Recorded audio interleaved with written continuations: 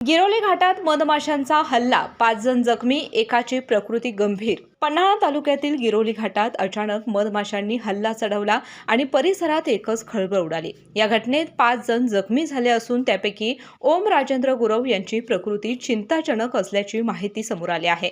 जखमींच्या मध्ये धनाजी खोंद्रे, अनिता खोंद्रे, श्रेया खोंद्रे आणि रोहित कांबळे यांचा समावेश आहे।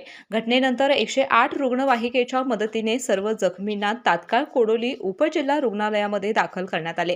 दरम्यान अनिता खोंद्रे यांच्या साडीमध्ये मधमाशा अडकलेल्या असल्याने डॉक्टरांना उपचार करताना विशेष काळजी घ्यावी लागली। माझं नाव रोहित कांबळे।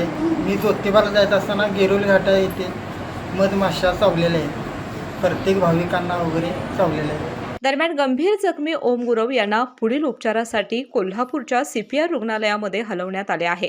या घटनेमुळे परिसरात भीतीचं वातावरण असून नागरिकांना सतर्क राहण्याचं आवाहन करण्यात आले। केके न्यूज साठी वारणा नगरहून सनी काळे। नवीन Suzuki e Access electric scooter, silent, smooth आणि स्टायलिश, आरामदायक सीट, डिजिटल फीचर्स आणि रोजच्या वापरासाठी परफेक्ट कम्फर्ट, एक चार्ज आणि शहरभर निश्चिंत राईड, कमी खर्च, शून्य प्रदूषण। आजच मोहिते सुझुकी कावळा नाका, मोहिते सुझुकी उद्यमनगर आणि मोहिते सुझुकी साने गुरुजी शोरूमला भेट द्या।